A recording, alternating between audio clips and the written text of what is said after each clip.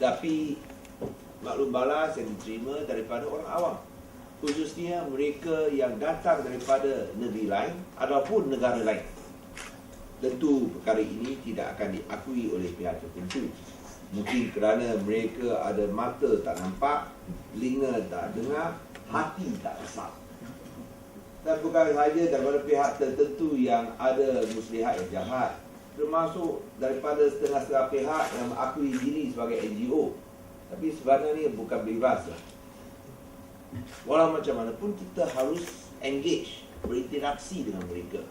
Saya tahu bahawa untuk setengah pihak menyatakan bahawa semua pun telah diperjelaskan berkali-kali, tetapi dalam mesyuarat faham, tapi keluar cakap lain pula. Tapi saya rasa itulah proses demokrasi.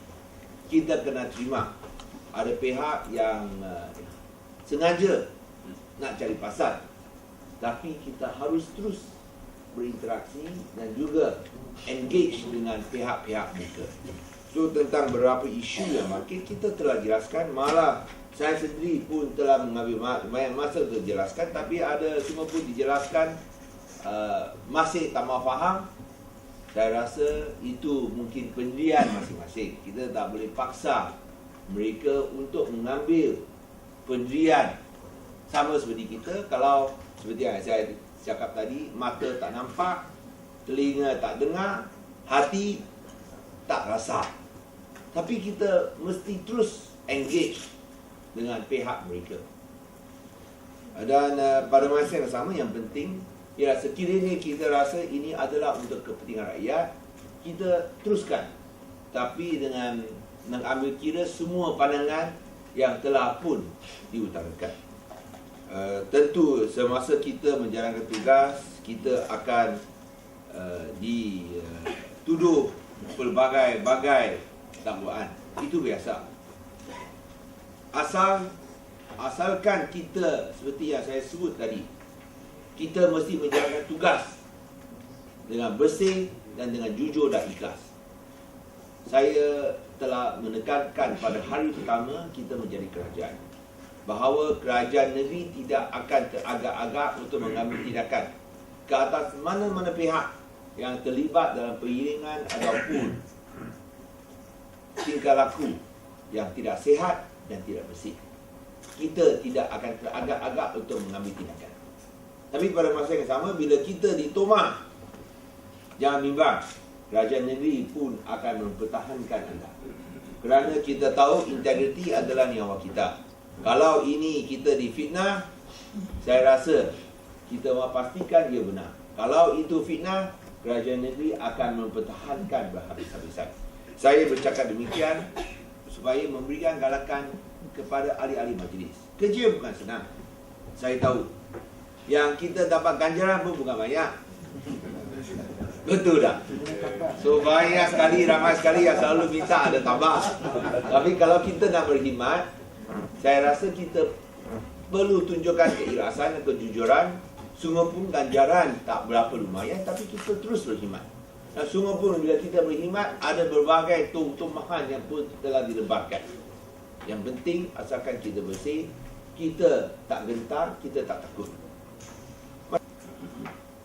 Saya tahu semua bekerja keras, tetapi bekerja keras tak cukup.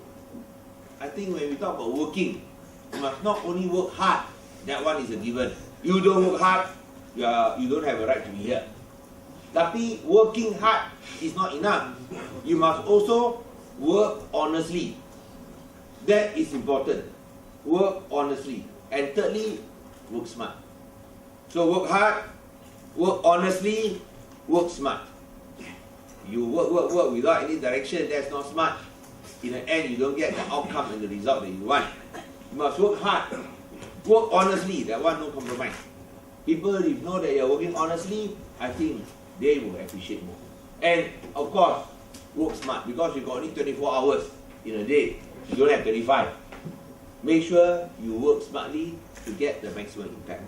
So work hard, work honestly, and work smart. Dalam hadis, saya percaya dari segi teamwork. Maksudnya teamwork, satu teamwork yang agak penting lah. sebagai seorang ahli majlis, kalau nak bekerja untuk sendiri, aku ingat susah sikit. Kita perlukan satu teamwork. Dari segi mesyuarat, kita kena ada kelulusan satu jawatan kuasa. So sebarang rancangan boleh dijalankan dengan lebih senang dan lebih lancar. So itu saya pun terbaik. Sebagai seorang ahli majlis, kita kena menghadiri mesyuarat dan kita kena cari apakah polisi yang lebih baik untuk kerajaan tempatan, polisi yang baik, seperti apakah perubahan yang kita telah lakukan selama ini. Dan pengorbanan saya rasa tu bila saya telah bersedia untuk berkhidmat untuk local government. So saya rasa saya sudah bersedia. Ini tidak dikira sebagai satu pengorbanan lah. Ini adalah satu perkhidmatan untuk rakyat lah. To me, actually saya nak ambil peluang ni untuk to say sorry to my children. Actually, saya tak dapat meluangkan banyak masa kepada anak saya. Tapi saya untung sebab saya ada mak dan keluarga, ahli keluarga saya yang faham apakah yang saya lakukan. Mereka tahu kerja saya sebagai seorang ahli majlis adalah berkhidmat untuk rakyat, untuk kerajaan.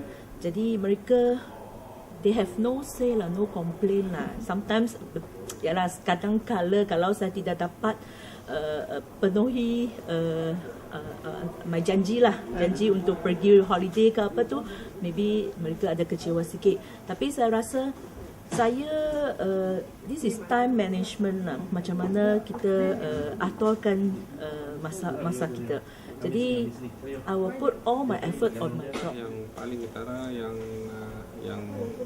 kita hadapi adalah satu, menyelesaikan masalah isu perpindahan rakyat daripada tanah disebabkan pembangunan.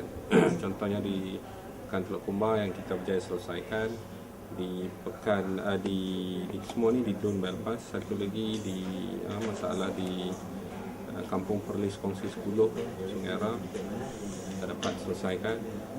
Masalah sekarang yang kita tengah berusaha ni di Kampung Binjai yang mendapat perhatian Timbalan Ketua Menteri. Kemudian yang berkaitan dengan masalah sosial masyarakat Melayu Islam yang banyak terlibat dalam judi cyber ni. Dan kenapa judi cyber ni tidak berlesen. Walaupun ada tuduhan mengatakan MPP memiliki lesen, itu tidak benar. Mungkin ada berlaku maklumat yang diberi itu mungkin tidak tepat lah. So saya mengambil inisiatif untuk menggerakkan jawatan kuasa majlis dan